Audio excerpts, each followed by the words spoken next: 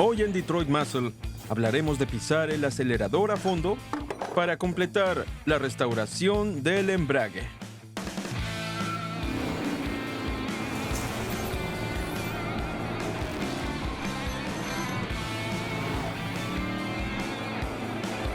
Detroit Muscle. Hola amigos, bienvenidos a Detroit Muscle. Soy Tommy Bouchers. Y yo soy Joel McMillan. Hoy seguiremos trabajando en el adinerado. Desde el punto en el que se encuentran, estoy seguro que es fácil ver que no hay mucho en este recorrido que se considere práctico. Se inclina mucho más hacia la diversión y lo llamativo. Y todo lo que tenemos para hoy despertará el interés de todos los amantes de los muscle cars que les encanta pisar el embrague, cambiar de velocidad y echar humo por las ruedas traseras. Convertiremos a este auto de automático a manual para poder experimentar toda esa sensación de un Chevrolet de carrocería grande. ¡Oh, será inigualable! Cuando salen a la pista, un auto manual siempre aumenta el factor diversión. Nuestro viejo Caprice solo venía con un Turbo 350 automático que cumplía su función para un auto de paseo convencional. Pero no era lo que teníamos en mente cuando imaginamos convertir este velero de tierra en una nave veloz. Hacer este tipo de cambio es un tema muy popular y ¿cómo no iba a hacerlo? Esa sensación de ir por la carretera, el viento soplándote en el cabello, las manos y los pies concentrados y una impresión de que eres un auténtico piloto de carreras. Cuando diseñamos el Road Burner, cumplimos todos los requisitos para ser una máquina de carreras. Potencia Hemi, postura agresiva y transmisión manual con mando de pistón bloqueado y cargado. Sin importar el estilo de tu muscle car, con esa palanca de cambios en sus manos, sabrá que tiene toda la potencia bajo control. Hace un tiempo instalamos una caja de cambios American Powertrain T56 Magnum de 6 velocidades para darle a nuestro LS turboalimentado de 840 caballos un buen soporte. Sí requirió algo de trabajo, pero en nuestra opinión valió la pena. Un detalle interesante de estos primeros modelos de Chevy es que venían con transmisión manual. Sin embargo, no tenía nada que ver con el rendimiento, se trataba de algo básico, y que sería una versión simplificada para estos autos, 6 cilindros y 3 velocidades al volante. Por si no sabían, existen conjuntos de pedales que se atornillan justo en el agujero de ese auto. Pero no usaremos el sistema de estilo manual, es decir, con todas esas conexiones y palancas, usaremos una configuración Hydra-Max de American Powertrain. Ahora no estoy muy seguro de cómo funcionará todo esto junto, pero tenemos que sacar algunas piezas viejas y volver a poner otras para ver con qué estamos trabajando. A pesar del espacio para las piernas que tiene este Caprice, es bastante estrecho bajo el tablero, así que nuestro primer paso fue quitar la barra de dirección. Luego le dimos a los pedales oxidados un baño con un chorro de arena y los dejamos limpios y listos para una nueva capa de pintura. ¡Precioso! Bien, ya tengo el conjunto de pedales restaurado y se ve muy bien. Lo siguiente que haremos es atornillarlo en el agujero, probarlo y ver dónde debemos montar el cilindro principal. Otro aspecto importante al hacer un cambio como este es calcular la proporción del pedal. Oirán números como 4:1, 5:1 y 6:1 y se preguntarán qué significa realmente.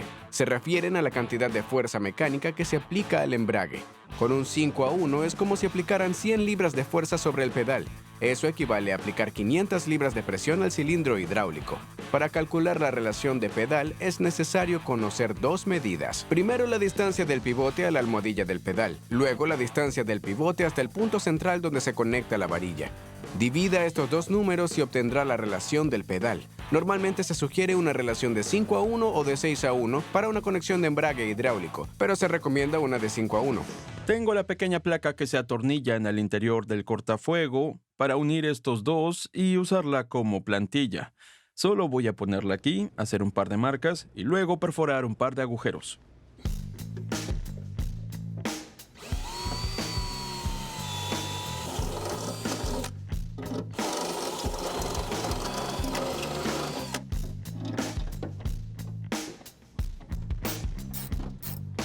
Sácala de arriba si quieres.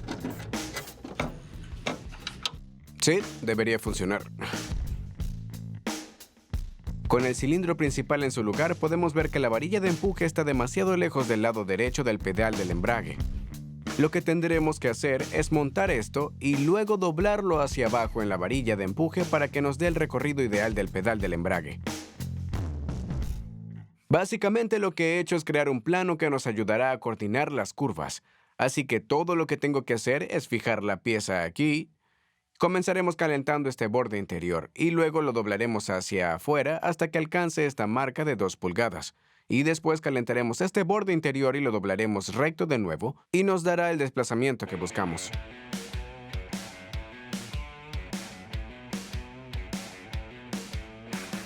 Si están haciendo esto en casa, asegúrense de no apretar el tornillo de fijación para así no dañar la rosca.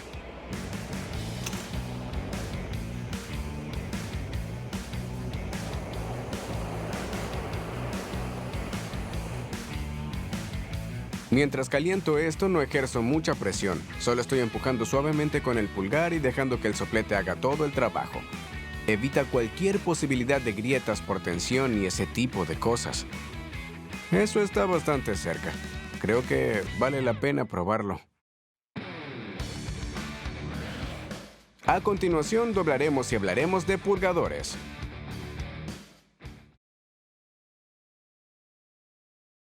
Muy bien, tenemos la varilla del pedal de embrague perfectamente alineada con el cilindro principal. Todo lo que queda es cortar el exceso, que suena como una tarea sencilla, pero lo creas o no, hay una manera correcta y una manera incorrecta de hacerlo. Cuando se trata de cortar cualquier tipo de rosca o incluso un perno, la prioridad número 1 es proteger las roscas. Por lo tanto, tengo un par de tuercas aquí que voy a atornillar hasta mi marca, y la usaré como protector para cuando apriete el tornillo en la prensa.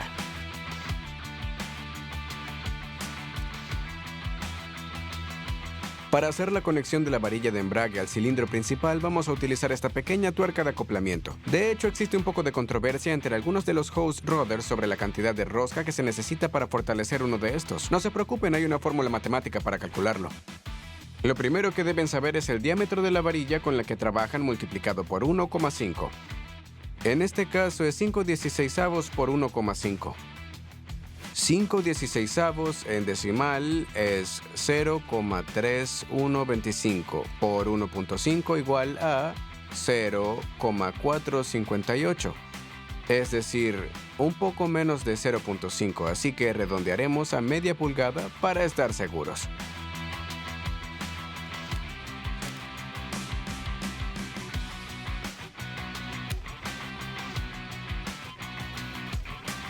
Tenemos media pulgada de rosca en ambos lados del acoplador.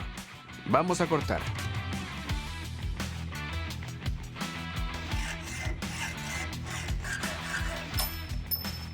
Pueden ver que en el extremo de la varilla hay una pequeña punta que sobresale, pero aquí es donde una de estas tuercas es útil. Todo lo que tienen que hacer es retirarla y eso reconectará las roscas y le dará una transición perfecta. A partir de ahí la limaremos y luego la pasaremos por la lijadora de banda para obtener un borde suave.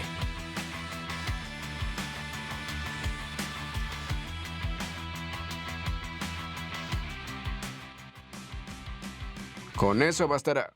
Tenemos todos los componentes en su lugar para la instalación del embrague. El recipiente está en la parte superior, el cilindro principal y el pedal están ajustados y las tuberías están colocadas. Si alguna vez han tratado de purgar una instalación de embrague hidráulico, saben que puede ser una tarea desalentadora. Pareciera que trabajaran y nunca llegaran a ninguna parte, pero hay cosas que si las tienen en cuenta, todo será más fluido. Tenemos un dibujo simple aquí en nuestro tablero para explicar los pormenores de una instalación de embrague hidráulico. Arriba tendrán un depósito que alimenta todo el sistema. Esto funciona por gravedad. Luego tendrán un cilindro principal de embrague. Eso es lo que crea la presión. Al accionar la varilla que empujará el líquido hacia el cilindro esclavo, lo que liberará el disco de embrague. El purgador se encuentra junto al cilindro esclavo. Ahí es donde el aire escapará del sistema que intentan llenar. Lo que tratamos de hacer es sacar el aire y llenarlo completamente de líquido. Ahí es donde se pueden encontrar problemas.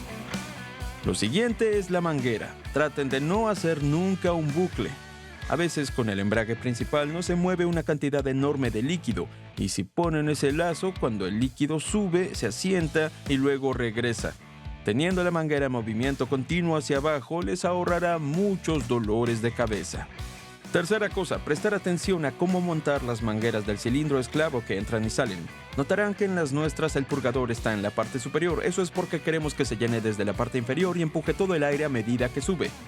Hablemos ahora de la teoría del purgador. La primera y más común es a la que todos estamos acostumbrados. Seguramente lo hayan hecho con su padre. Uno bombea el pedal del freno, otro abre la manguera y eso puede funcionar, pero yo he terminado rindiéndome. El siguiente purgado es por gravedad. Básicamente lo llenamos y dejamos que el líquido baje hasta el fondo. Y eso funciona muy bien para sacar la mitad del aire. La forma en que vamos a hacerlo te obliga a ir un poco hacia atrás. Vamos a extraer el fluido desde abajo hacia arriba. Un obstáculo que pueden encontrar al instalar un motor moderno en un auto antiguo es la instalación de la unidad de control del motor. Por suerte, los chicos de Holley han simplificado mucho todo este proceso con su sistema de gestión del motor Terminator X. Ya se trate de un Coyote, Gemini Gen 3 o en este caso un LS, todo el kit viene completo con ajuste de fácil instalación, adaptabilidad e incluso un control del turbo, que será muy útil con este gran turbocompresor. Y para los amantes del reciclaje de materiales, a los que no les importa sudar para sacar todas esas piezas viejas de un Yukon o un Denali, esta instalación completa les ahorrará mucho tiempo y les permitirá conducir más rápido. A continuación conseguimos una pequeña exposición norteña con un Mopar de hoja de arce.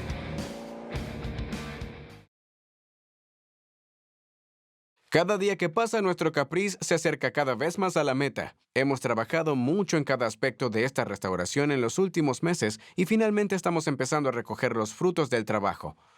Nuestra gran carrocería se mantuvo durante muchos años en un garaje y no recibió más atención que un cambio de aceite cada pocos miles de kilómetros. Sin embargo, la exposición prolongada a la intemperie y el abandono moderado dieron lugar a problemas más graves como el óxido y la corrosión. Rescatar una pieza clásica de Detroit de un basurero o un granero es uno de los primeros deseos de muchos automovilistas. ¿Quién no sueña con abrir la puerta de un granero polvoriento y retirar la lona de un viejo Chevelle de bloque grande? Para dos hermanos del norte de la frontera, el sueño de encontrar algo así se hizo realidad después de que descubrieran y restauraran por completo un Plymouth GTX y muy poco común del 71. Todos hemos oído hablar de grandes hallazgos en graneros, pero ¿alguna vez han soñado con encontrar una pieza icónica de Detroit Muscle en su propio granero? Larry y Thor Schroeder compraron un Plymouth GTX del 71 cuando eran solo un par de adolescentes. Arreglábamos algunos detalles del motor, al final lo pusimos en el auto y lo encendimos y no nos dimos cuenta que eran los taqués. Conseguimos un árbol de leva sólido y le pusimos taqués hidráulicos, por lo que doblamos algunas bielas en el acto. Luego, en 2007, retomaron el trabajo donde lo habían dejado y decidieron terminar por fin lo que habían empezado. Este auto es uno de los 135 que se fabricaron ese año y uno de los pocos construidos en Windsor, Ontario. Pero si no saben de dónde son, les encanta el jarabe de arce, el hockey y, por supuesto, Drake. ¡Hey, amigos! Tienen que ver esto. Este motor de 6 cilindros es capaz de generar 385 caballos de fuerza, lo que añade 15 caballos adicionales al 440 Magnum estándar. La opción Hemi tiene un precio de $750, pero el peso más ligero y el precio más bajo del 440 de 6 cilindros hace que sea difícil dejarlo pasar. El 71 trajo un nuevo nivel de estilo al Plymouth Satellite de tamaño medio, sobre el que se construyó el GTX. Su aspecto de fuselaje lo transformó en una pieza aerodinámica de Detroit Muscle, con un parachoques delantero en forma de cuello de caballo, paneles de carrocería esculpidos y un techo trasero inclinado. Pintando en el exclusivo color Curious Yellow, este GTX podría describirse como un mechero de alto octanaje rodando sobre 4 ruedas. Cuenta con un volante resistente, pero con un agarre más grueso para un manejo parecido al de las carreras. La suspensión de alta resistencia vino de serie, con todo ello sobre rines de acero con radiales Redline de neumáticos anchos. Lanzado en el 67 como el primer muscle car de Plymouth, el GTX no tardó en quedar relegado a un segundo plano frente a su hermano, que no era más que una versión mejorada del Hot Rodicus Supersonicus, el Roadrunner, con un interior de lujo, molduras cromadas y un 440 como motor original. Sin una mayor publicidad y con un precio más elevado, no es de extrañar que el GTX pasara a menudo por alto. Las ventas alcanzaron su mínimo histórico con menos de 3.000 unidades en el 71. Este fue el último año del GTX, pero el nombre se mantuvo como opción en los Roadrunner. Cuando Larry y Thor restauraron el auto, no esperaba mucha atención, pero las invitaciones empezaron a llegar. Les pidieron que presentaran el auto en SEMA, en Las Vegas, como un ejemplo de rendimiento Mopar. ¿Qué consejos pueden dar los canadienses a los aficionados a los muscle car americanos? No usen neumáticos de nieve cuando hagan burnout.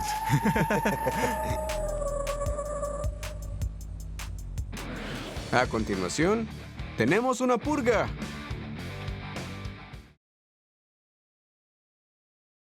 Nuestra manguera de purga es un poco corta, pero así es como funciona. Lo ideal sería sumergir el conector en un envase.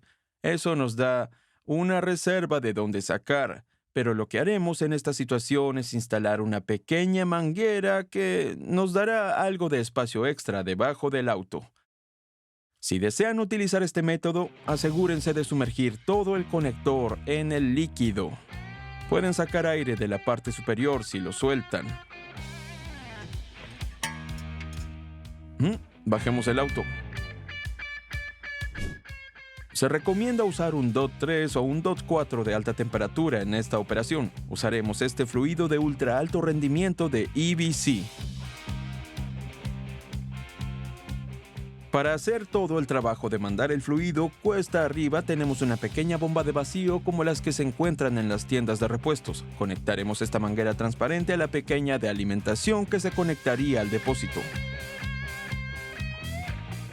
Antes de hacer el vacío, necesitamos hacer un pequeño ajuste. Hablaremos de esto para ayudar a eliminar el aire. Mientras bombean, notarán que la aguja del manómetro se mueve indicando el vacío. El fluido está subiendo. Tienen que asegurarse de que no se les acabe el fluido debajo del envase, porque si eso pasa, entrará aire de nuevo a las mangueras. Me gusta pasar de 8 a 10 onzas de fluido por las mangueras. Eso ayudará a asegurar que no haya absolutamente nada de aire atrapado.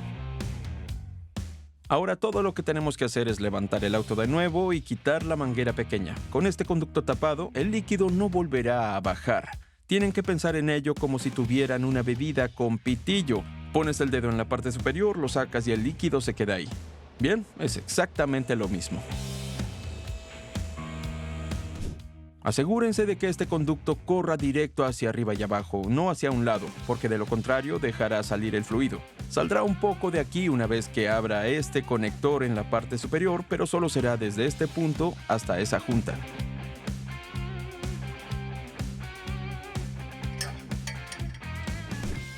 Lo último que tenemos que hacer es volver a conectar la manguera al depósito, rellenarlo y luego deslizar el cilindro principal hacia abajo y conectar el pedal. Luego, debería estar todo listo.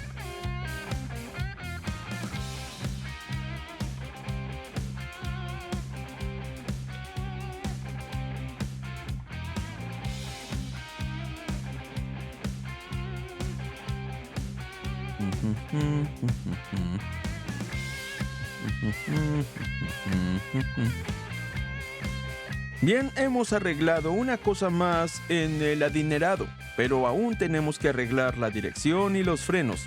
Es curioso cómo esa pequeña lista que teníamos se hace cada vez más larga. Un elevador es un equipo muy práctico y muchos aspiran a tener uno en su taller personal. ¿Sabían que deberían revisarse de vez en cuando para garantizar que sean seguras y funcionen correctamente? Piensen en ello. Si trabajan en un auto como este, son más de 4,000 libras suspendidas encima de ustedes. Si no están seguros, hay algunas cosas que pueden hacer para ver si su elevador necesita atención. Primero, echemos un vistazo al suelo. Deben comprobar si hay grietas o desniveles en el concreto, ya que es literalmente la integridad estructural y la base sobre la que se alimenta el elevador. Si encuentran grietas o partes faltantes, deben ser atendidas inmediatamente. Ignorarlas podría llevar a la catástrofe. Si tienen un elevador hidráulico como el nuestro, también tendrán que comprobar los cilindros para ver si hay líquido en la base.